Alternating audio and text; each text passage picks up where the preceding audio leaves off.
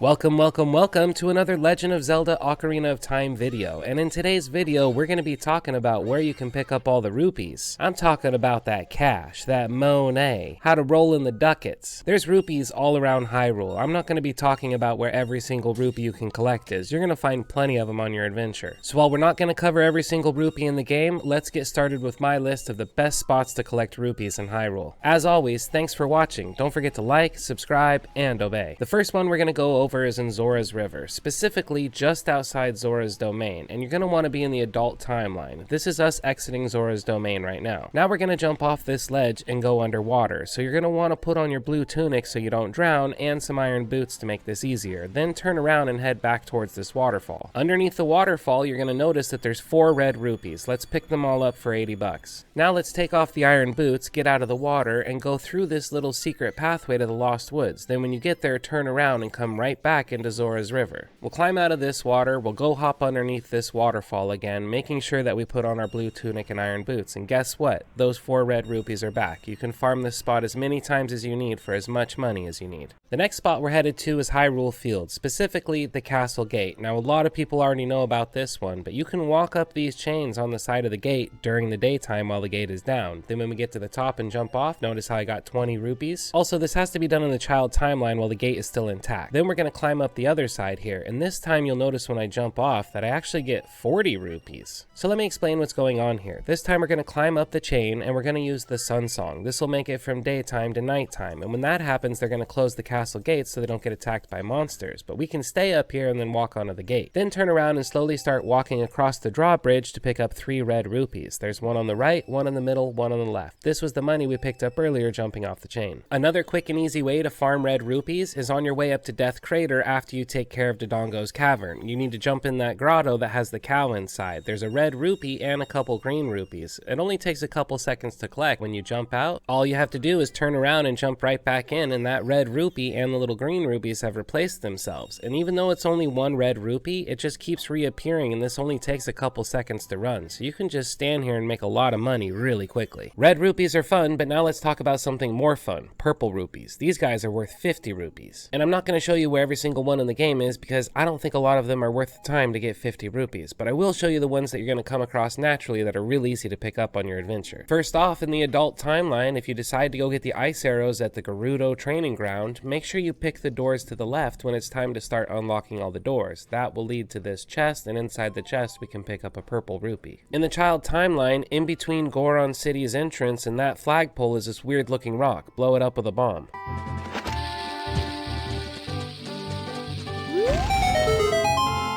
With the weird rock out of the way, you'll find a little chest inside the cave, and inside this chest is another purple rupee. In the first part of the Sacred Forest Meadow where you fought the Wolfos, there's a secret grotto area that can be revealed with a bomb by Adult Link or Child Link. Down in this really cool looking secret grotto, you're going to get into another Wolfos fights where 2 more Wolfoses come at you. Take care of them both and that's going to reveal a chest in the middle of the room. And that's right, you guessed it, inside this chest we can score another purple rupee. Next one in the adult timeline is going to be at this weird little house where you meet the ghost in the haunted wasteland. Jump down in the house, there's some torches where we can use Din's fire.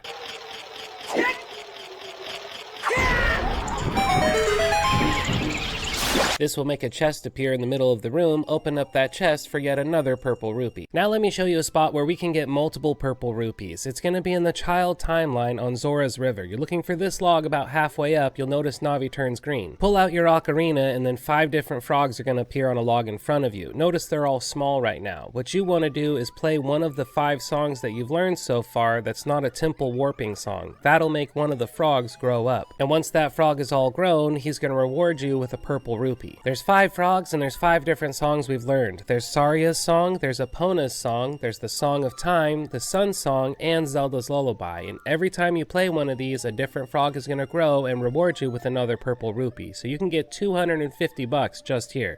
And if you really like collecting purple rupees, wait until you get towards the end of the game and pick up the light arrows from Princess Zelda. Hitting enemies with light arrows forces them to drop purple rupees. Maybe not all the enemies, but most of them. And while you don't get the light arrows until the end of the game, and you're probably not going to need a ton of money then, it is really cool to run around and be taking out enemies, forcing them to drop purple rupees with the light arrows. But purple rupees are for kids. You really want to make some money? Let's go after them yellow rupees. Each one of these is worth 4 rupees for a whopping 200 bucks. One way we can pick up one of these yellow rupees is by heading to the House of Skulltula in Kakariko Village after we've killed all the gold Skulltulas and collected 100 gold Skulltula tokens. Then bring it to this guy and he'll reward you with a yellow rupee. And every time you come back to him after the 100th Skulltula, if you've collected another one, he's going to give you another yellow rupee and say, oh, thanks for collecting 101. Oh, thanks for collecting 102. But how are you going to collect more than 100, you ask? Maybe you use a glitch to get more than 100 gold Skulltulas, like at this spot here outside of Hyrule's castle. Notice I have 98. Then, after I've gone to the adult timeline and learned the Song of Storms, I come back here and play it as a child to reveal a secret grotto. Down here, there's some bombable walls. We're going to bomb the one on the left, and that's going to reveal a gold Skulltula and also a regular Skulltula. We're going to collect the gold Skulltula token with our boomerang, and before it actually finishes getting to us, we're going to exit this place. So it didn't quite register it, and we picked it up. You'll notice here when I go to my inventory, I now have 99. But then if I play the Song of Storm again, reveal the grotto, go back inside, bomb that bombable wall, the gold Skulltula is still here. That's how you can get more than 100. The other yellow rupees out there aren't as complicated, and the first one we're going to go over is here in Kakariko Village, and it helps if you have the Stone of Agony. You'll feel it vibrate when you're in this area. Set down a bomb, and when the bomb goes off, it'll reveal the entrance to a secret grotto. Down here, there's a couple redeads we're going to have to deal with, but luckily we have the Sun Song, so just pull out your ocarina and play that, and that's going to freeze these redeads in place. Then we can come in quickly with our Mega Sword spinning attack. That'll take both of them out, and that'll reveal a chest in the middle of the room for us. Inside this chest, you'll find a free yellow rupee worth 200 bucks. The next yellow rupee we're going to find is in the Fire Temple. I'm about halfway through it, and I'm on the second story of the room that has the boulders rolling around. Step over to the right side of this ledge as far as you can, then pull out your ocarina and play the Scarecrow song to summon Pierre.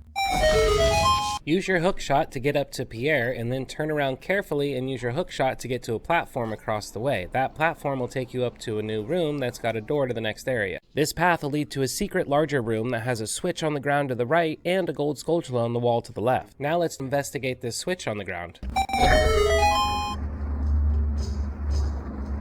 Chop chop, little onion, we gotta get to the top. Keep running up the hill, but stop when you get to this spot here. This grading is too steep to climb. You need to use your hook shot. Your hook shot can reach the pillar at the top of this hill, and if you're lucky, you'll be on top of the hill and can jump over the next part of the hill. Otherwise, you have to slide down, but either way, you still have enough time to make it to the chest. Inside this chest, we'll score another yellow rupee, and if you have the long shot because you did the water temple first, this will be even easier to get. The next yellow rupee we're gonna come across is gonna be down on the bottom of the well after we defeat Dead Hands. As soon as we get the chest that has the Lens of Truth inside of it. Equip the Lens of Truth and you'll see that there's a hidden smaller chest in this very same room right behind this one. And inside is a delicious yellow rupee just waiting for you to pick up. The next yellow rupee we're going to find is just outside Goron City. Remember that platform that has a circle of rocks? Well, once you learn the Song of Storms, come back here and play the Song of Storms to reveal a secret grotto. Down here is a very peaceful grotto with some butterflies, a couple ponds, and a chest in the back of the room that has another yellow rupee just waiting for you to pick up. For the next one, we're going to head to the Gerudo training ground after we've been to the Spirit Temple and picked up the silver gauntlets. That's what makes us strong enough to be able to push this block. Once you move the block out of the way, head through the door at the end of the hall to be in a room with 3 like-likes waiting to eat you.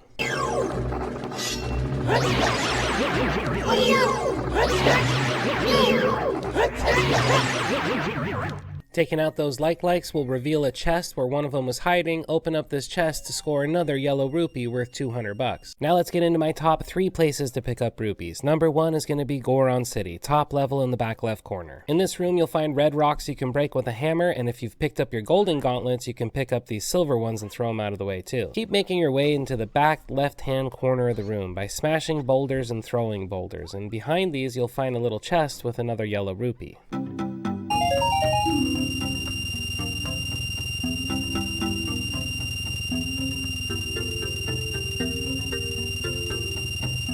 And the reason I like this spot so much is because on the other side of the room, there's 2 more chests with purple rupees inside.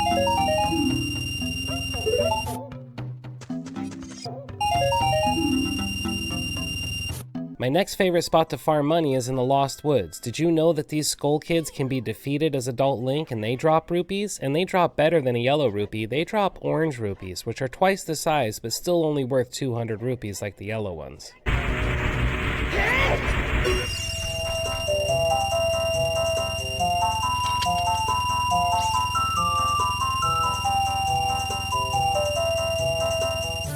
But these guys are not easy to defeat. You're gonna need a big Goron sword, you can't use your other weapons, and you shouldn't jump attack. And don't forget these two twins over here. They also have giant orange rupees you can collect by defeating them.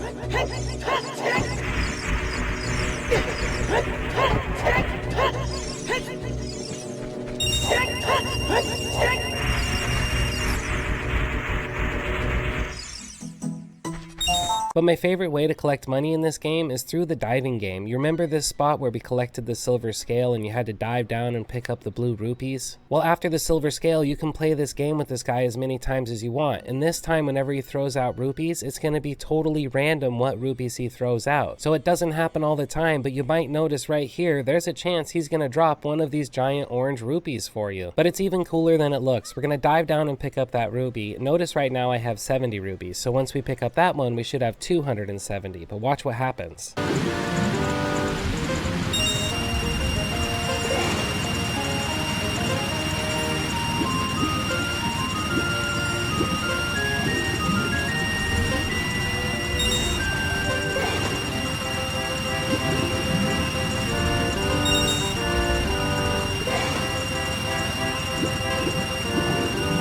It gave us 500 rupees instead of 200, totally filled our giant wallet for some reason, and that's why this is my favorite place to collect money. But the most consistent way to make money in Hyrule is by selling things to this guy here, and as a child you can find him in the marketplace. Here I'm selling him a bug for 50 rupees, which makes sense because you buy bugs for 50 rupees at the store, but does that mean he'll sell me fish for 200 rupees? Well, as it turns out, no, he's only going to buy a fish for 100 rupees, but again, this is a guy who's going to buy fish from you for 100 rupees each and bugs for 50 rupees each, which shines a whole new light on this spot in Zora's domain. I mean, that's like 500 bucks swimming around there. But that's not all this guy buys. He'll also buy blue fire from you, which is a lot harder to get your hands on, but he'll buy it for 150 rupees.